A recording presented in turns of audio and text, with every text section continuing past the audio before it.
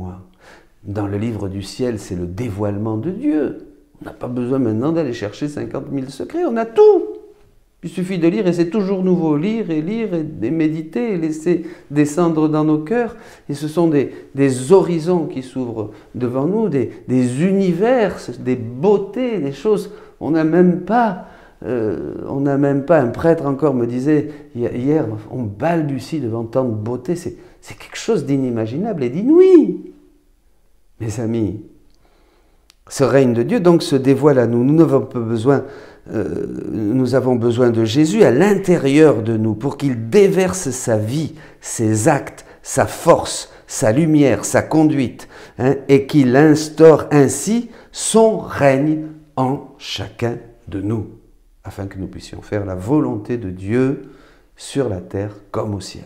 Et pas seulement la faire comme des serviteurs, dira Jésus, mais vivre dans, la laisser opérer et régner en nous. Jésus dira à Louisa, à ce troisième renouveau, donc maintenant, après que la terre aura été purifiée et une grande partie de la génération présente détruite, oui, notre génération passera. Voilà, moi je passerai, vous qui m'écoutez, vous passerez, nous formons tous une génération. Voilà.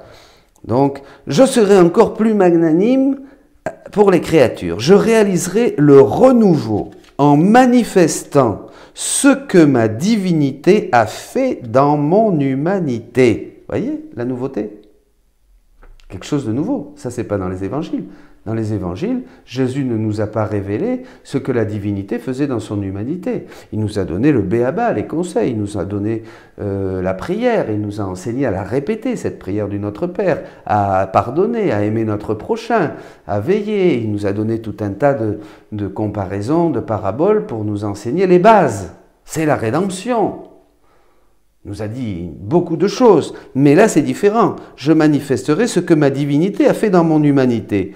Comment ma divinité, Jésus est vrai Dieu et vrai homme. C'est la beauté du Verbe incarné, c'est que c'est Dieu et homme à la fois. C'est la deuxième personne de la Trinité qui s'est faite chair, qui a pris chair, et c'est Jésus-Christ, vrai Dieu et vrai homme. Voilà, comment ma divinité a travaillé de concert avec ma volonté humaine. Comment tout est lié en moi, comment j'ai refait toutes choses, comment chaque pensée des créatures fut refaite par moi et scellée par ma divine volonté. Mon amour veut s'épancher en faisant connaître les excès de ma divinité, que ma divinité a fait dans mon humanité en faveur des créatures. C'est ça que l'Esprit Saint veut faire connaître. Les excès. Son amour veut s'épancher et faire connaître ces excès d'amour, les excès que ma divinité a fait dans mon humanité en faveur des créatures. Tout est pour nous. Tout est pour nous. Vous comprenez, mes amis, mais c'est incroyable. Excès allant bien au-delà de ce qui a pu paraître extérieurement. Donc bien au-delà de tout ce que nous avons pu connaître jusqu'à ce jour. Bien au-delà de tout ce que nous voyons extérieurement dans les évangiles, même si c'est magnifique. Le bon berger, c'est magnifique. Le berger qui va chercher la brebis perdue, c'est magnifique. La parabole de l'enfant prodigue, c'est magnifique. Tout est magnifique, bien sûr, mais là, c'est encore extérieur, c'est encore des images. Là, on entre à l'intérieur, et là, c'est l'extase. Même on peut pas comprendre, on ne peut pas capter. Le Seigneur va nous donner ça peu à peu, puis paraître. C'est pourquoi je t'ai tant parlé de ma divine volonté, de la vie dans ma volonté, car je n'avais manifesté à personne cela auparavant. C'est pourquoi je t'ai tant parlé de la vie dans ma volonté, ce que je n'avais manifesté à personne auparavant. Bon, là c'est clair. Avant, il n'y avait rien eu. Donc aussi grands furent les saints qui nous ont précédés, aussi extraordinaires furent les révélations privées, que ce soit des saints, même toutes les révélations et toutes les apparitions de la Sainte Vierge, extraordinaires bien sûr, ça n'a aucune comparaison avec ce que Jésus révèle maintenant dans le troisième fiat. Au plus, les saints d'avant, ils ont connu l'ombre de ma volonté, un aperçu des grâces et de la douceur qu'on éprouve en l'accomplissant.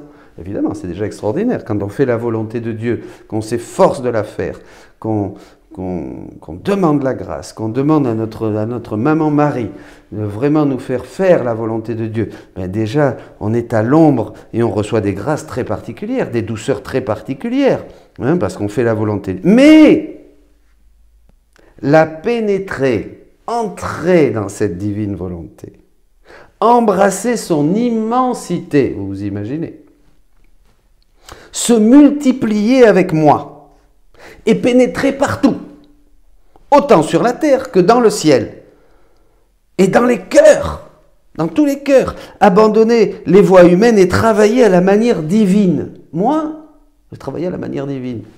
Petite non, maman Marie, mais c'est extraordinaire. Et je vais travailler. Ouais là, je suis content là, moi je vais travailler comme Dieu. Vous voyez, vous imaginez? Ah, il y en a qui m'ont dit, ah mais c'est de l'orgueil. C'est pas de l'orgueil.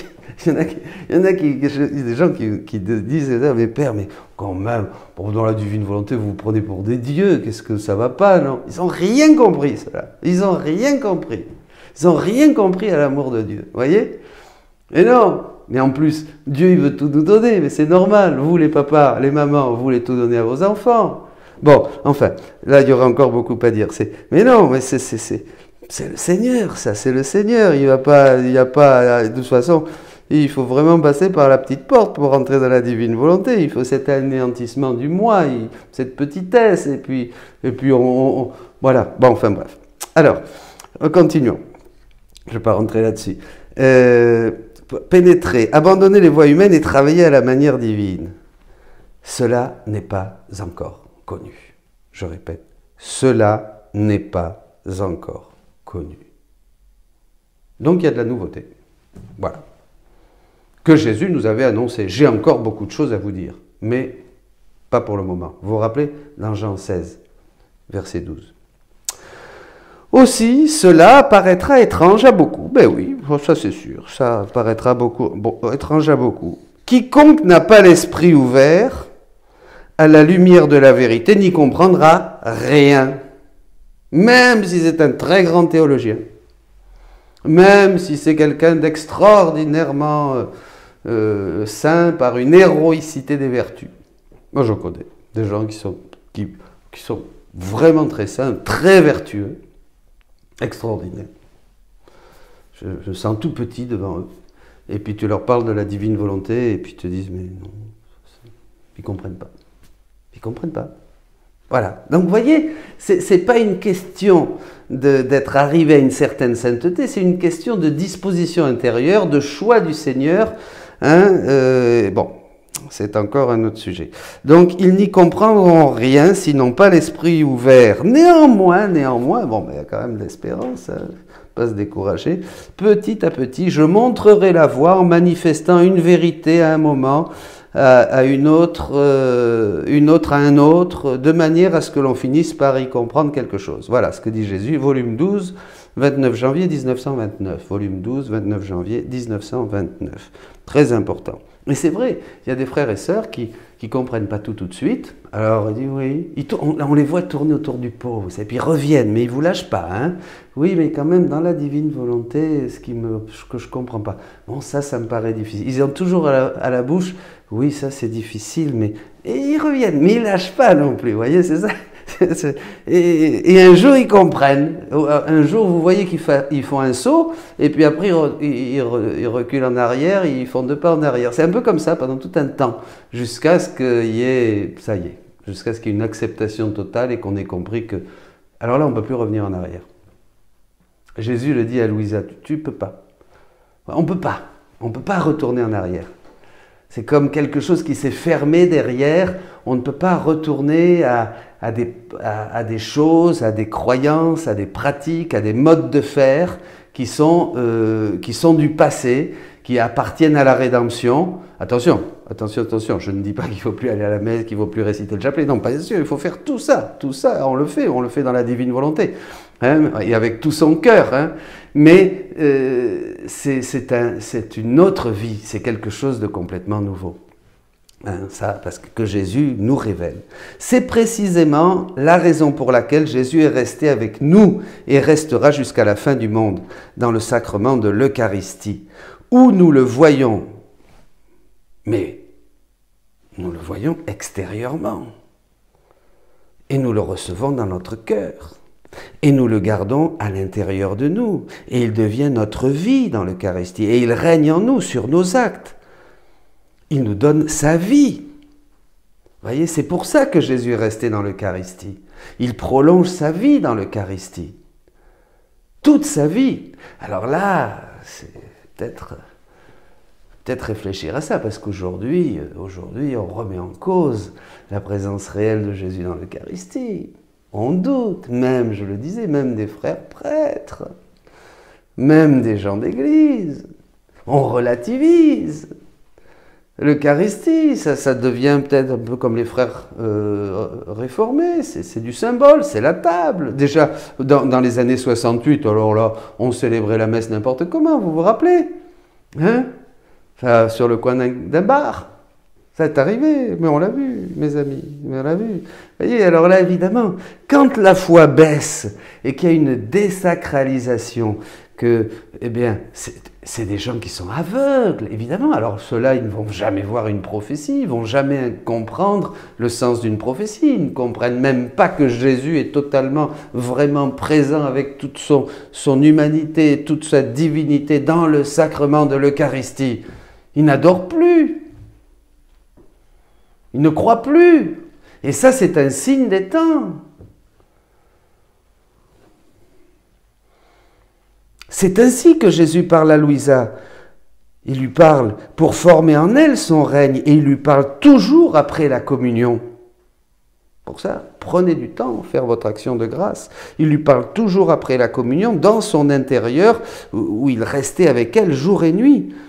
S'il lui parlait à d'autres moments, il sortait toujours de son intérieur.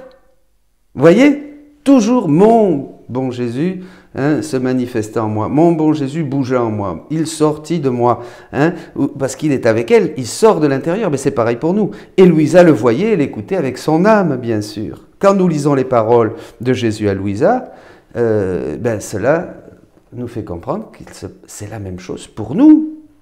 C'est la même chose pour nous. Il est en nous, il est à l'intérieur de nous, il illumine notre intelligence, il fait bouger notre volonté pour faire ses œuvres à lui, pour nous donner ses propres actes, sa vie divine. Et ainsi il forme et étend son règne en chaque âme, à l'intérieur de nous. Il étend son règne. Voilà. Celui qui le veut, celui qui le désire spirituellement, eh bien, c'est ça les âmes intérieures. Très important. Alors évidemment, ceux qui ne prient pas, ceux qui ne cherchent pas l'intériorité, ils n'auront pas grand-chose, ils ne comprendront rien, ils resteront aveugles.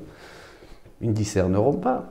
C'est Marie, dans Luc 10, 42, elle a la meilleure part, personne ne lui sera enlevé, elle est là au pied du Seigneur, elle boit ses paroles.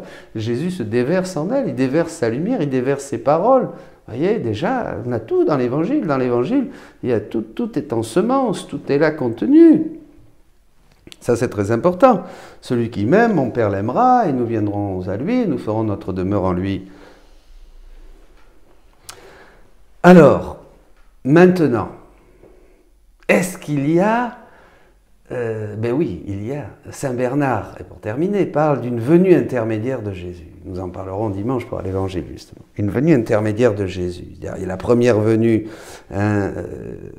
quand il se fait chair dans le sein de la Vierge Marie, il naît à Bethléem, et ensuite, cette venue avec les anges dans la gloire pour juger les vivants et les morts.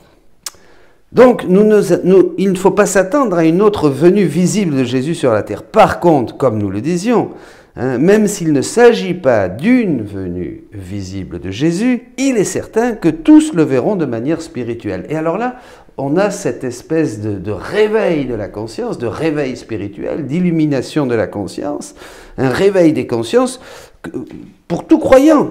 Il y en a, ça sera au moment de la mort, bien sûr. Mais pour tout croyant, tous verront Dieu et reconnaîtront avec des yeux spirituels. Ça, c'est inévitable, ce moment. Il y aura un moment où Dieu va manifester à tous les hommes, parce que c'est le droit, c'est un droit qu'ils ont, et ils auront le choix de dire oui ou non. Alors là, il ne faut pas trop...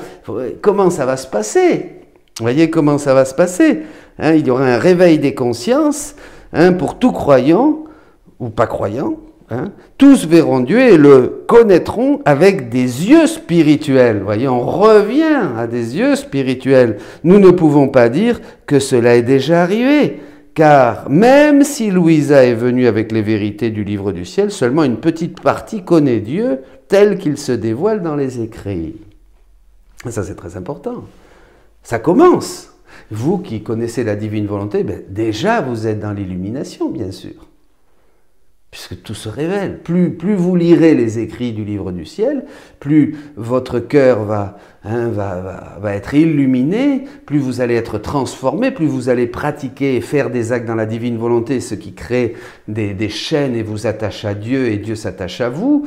Bon, enfin, je ne vais pas développer tout ce que peuvent faire les actes dans la divine volonté. Hein, donc vous, déjà, vous faites partie des élus. C'est ça. Et dans la mesure où vous êtes missionnaire et vous faites connaître ce royaume de la divine volonté, comme ils ont fait connaître le royaume de la rédemption après la résurrection du Christ. D'ailleurs, Jésus a dit que ça va être la même chose. Il va falloir annoncer. Et les prêtres ont une grande mission. Et j'ai vraiment sur le cœur d'appeler mes frères prêtres à faire connaître ce royaume de la divine volonté. Et de travailler ensemble. Parce que c'est ce dont a besoin le peuple de Dieu. Je me souviens quand j'étais de visite à Corato, hein, là-bas, le curé, un jeune curé dynamique, combien il prêchait à ses frères, hein, le royaume de la divine volonté. Il montrait comment la rédemption, comment tout ce que Jésus annonça dans l'Évangile s'accomplit pleinement, hein, dans le règne, dans le royaume de la divine volonté. Extraordinaire. Alors, on est d'accord pour dire que la seconde venue du Christ sera pour juger les vivants et les morts à la fin du monde. Hein, c'est ce que nous proclamons dans le credo, comme l'Église l'enseigne. Mais nous parlerons surtout d'une venue intermédiaire. Et déjà, Saint Bernard en avait parlé. Saint Bernard en avait parlé, je ne me souviens plus où j'ai le texte. Il dit une venue que seulement les élus reconnaîtront dans leur cœur. Très intéressant, hein. Et voilà, et nous avons cette venue, hein, de Jésus qui vient illuminer les cœurs. Alors là, c'est extraordinaire, il faut analyser ça. Comment procède le Seigneur dans cette venue intermédiaire? Alors, on l'a dit par le livre du ciel, bien sûr. Plus on lit le livre du ciel, plus... Mais regardez même dans les évangiles. Comment il faisait? Comment il fait Jésus? Il illumine librement chaque âme en l'invitant à accepter sa lumière. Quand on veut se convertir, on voit notre péché et puis on dit oui ou on dit non. Ça dépend. Voilà. Alors méditons cette réalité. Quand Jésus était sur terre, ne faisait-il pas la même chose? Il n'a pas manifesté sa divinité aux foules, à tous. Non, non, non. Seuls quelques-uns qui étaient bien disposés, choisis par lui, un petit nombre, ont reconnu sa divinité sous les voiles de son humanité.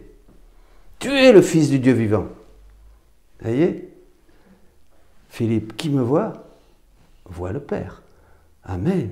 Vous verrez les anges de Dieu monter et descendre au-dessus du Fils de l'homme. Vous voyez, un petit groupe, en fait, ces élus, comme dit Marc, chapitre 1, Jésus choisit qui il veut, appelle qui il veut. Voilà, c'est comme ça. Hein, Jean qui repose aussi sur le cœur du Maître, hein, et à qui il révèle le secret de son corps et de son sang. Et tous ceux qui ont découvert, qui ont cru en l'Eucharistie, parce qu'il y en a beaucoup qui sont partis quand il a prêché l'Eucharistie. Donc il n'a pas manifesté sa divinité aux foules, mais à un petit nombre, hein, qui ont reconnu sa divinité, écoutez bien, sous les voiles de son humanité.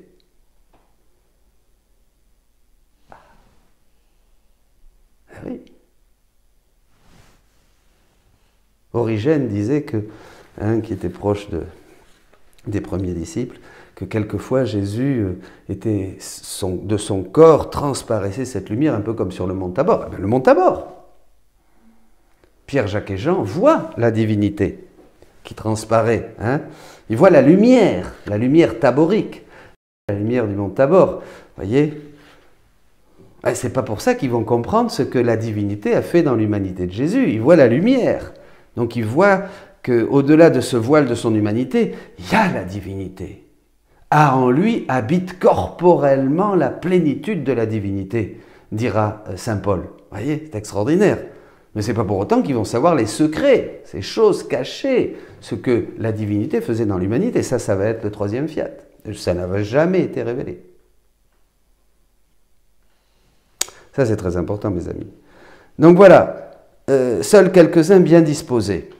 Alors à cela, il se manifestait personnellement. Nous pouvons dire de la même manière aujourd'hui, le règne de Dieu est au milieu de nous. Ça y est, il l'a dit, le règne de Dieu est au milieu de nous. Dieu, Jésus aujourd'hui, forme son règne au milieu des créatures. Voilà, il a formé le soleil de sa divine volonté au milieu des créatures. Ce royaume de lumière et d'amour est ici, au milieu de nous, à travers les écrits de Louisa, plein de lumière. Padre Pio disait, un jour, le monde entier se remplira de Louisa. Plein de lumière, plein de vérité. Ce règne se construit en nous et dans le monde. Voyez, Jésus appelle, Jésus a dit à Louisa que les âmes qui veulent librement le recevoir et accueillir ces vérités divines seront illuminées et transformé dans cette même lumière. Nous verrons le beau passage à la fin, là, en terminant, bientôt. Il est important donc de noter que nous acquérons également une vision intérieure, une lumière spirituelle qui nous fait voir, qui nous fait comprendre le monde sous cette lumière, sous le jour de la divine volonté. On reçoit la vue spirituelle. La divine volonté, dit Jésus, c'est vraiment l'œil de l'âme. Et oui, bien sûr, plus nous lisons les écrits de la divine volonté, plus il y a une illumination intérieure, plus nous guérissons de cet aveuglement de naissance. Leur âme perçoivent clairement Dieu, sa divine volonté, son agir, son œuvre, son mode de faire en ces temps troublés, ses qualités, ses attributs. Voyez, et tout ça, ça génère en nous la paix. En fait, c'est ça le ciel ouvert.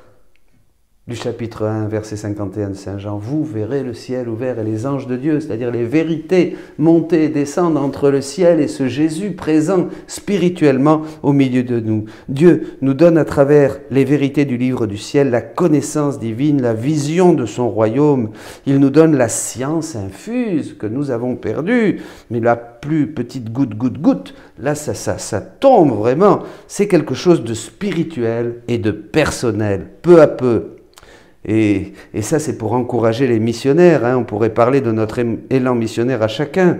Ce phénomène, cette illumination, grâce à ce don de la divine volonté que nous faisons connaître de mille manières, que nous voulons partager à tous, comme le Christ est ressuscité. Et il le faisait partager. Aujourd'hui, nous avons le royaume de la divine volonté, l'accomplissement du Notre Père est là. Prenez, mes amis. Voilà, ce n'est pas une révélation de plus, une révélation privée de plus, mais non. Voilà, c'est quelque chose de spirituel. Et alors là, nous sommes missionnaires parce que ce phénomène va se généraliser. Il va imprégner les cœurs, il va imprégner les jeunes, les vieux, il va imprégner les familles, le clergé, les consacrés, les prêtres, des évêques même. Ça va commencer de plus en plus, vous voyez. Nous sommes à cette génération intermédiaire, mais ça va aller en grandissant de partout, exactement comme cela s'est fait quand s'est propagé le royaume de la rédemption, après la résurrection du Christ. Voilà. Donc après la résurrection du Christ et depuis la naissance de Jésus à Bethléem, sans grande manifestation, la bonne nouvelle s'est propagée. C'est propagé, on a su tout ce qu'avait fait Jésus, comme il est né, tout ça, les évangiles, voilà. Et ça a gagné les cœurs. Et bien de la même manière aujourd'hui. Aux uns et aux autres, ceux qui étaient bien disposés, ouverts au message de Jésus, ils ont reçu la lumière de l'évangile et ils ont changé de vie. Cette illumination des cœurs et des intelligences continue. Aujourd'hui, c'est le même mode d'agir que Dieu nous partage et nous fait entrer maintenant dans le royaume de Dieu que Jésus avait annoncé, nous invitant à vivre dans ce royaume de la divine volonté. C'est quelque chose de nouveau pour notre temps. Dieu forme ses élus C'est le petit reste, ce sont les saints des derniers temps dont parlait saint Louis Grignon de Montfort, voyez. La nouvelle et divine sainteté annoncée par saint Jean-Paul II, que le Saint-Esprit donnera à l'aube du 3e millénaire, disait saint Jean-Paul II, pour les chrétiens, une nouvelle et divine sainteté, et le Christ sera le cœur du monde. Et il a dit ça, vous le savez bien, au confesseur de Louisa, enfin pas au confesseur de Louisa, lors de sa canonisation à sa communauté. Voyez donc, ce mode d'agir tout divin a commencé avec la rédemption et il continue maintenant dans la révélation du mystère de sa volonté. Éphésiens chapitre 1, verset 9. Très souvent, Jésus enseigne à Louisa sur cette révélation du 3e fiat. Louisa dit un jour, et je termine avec ça, que Jésus lui fit voir une table au milieu de l'église. Ben voilà, ici, une table au milieu de l'église. Tous les écrits sur la divine volonté étaient là sur un autel au milieu de l'église, une table. Beaucoup de personnes vénérables se trouvaient autour de cette table et sortaient transformées en lumière et divinisées. Et pendant qu'elle marchait, elle communiquait cette lumière aux autres, à tous ceux qui s'approchaient d'elle. C'est pour ça que je vous invite à être missionnaire de la divine volonté. Approchez-vous de ces écrits. Méditez-les, laissez la lumière, même si vous ne comprenez pas au début. Ne vous inquiétez pas. Moi-même, je dis toujours, j'ai résisté pendant 5 ans. Laissez ces écrits, laissez. Soyez ouverts, soyez comme des enfants. C'est beaucoup plus facile de former des enfants que des gens très formés et très structurés. C'est beaucoup plus difficile, dit Jésus. Accueillez et vous verrez que ces écrits vous transformeront. Les lumières et les vérités divines transformeront votre cœur, vous transformeront en lumière et vous serez à votre tour ces missionnaires. C'est un appel à chacun de nous. Laissons agir Jésus à travers toutes ces vérités du ciel. Amen.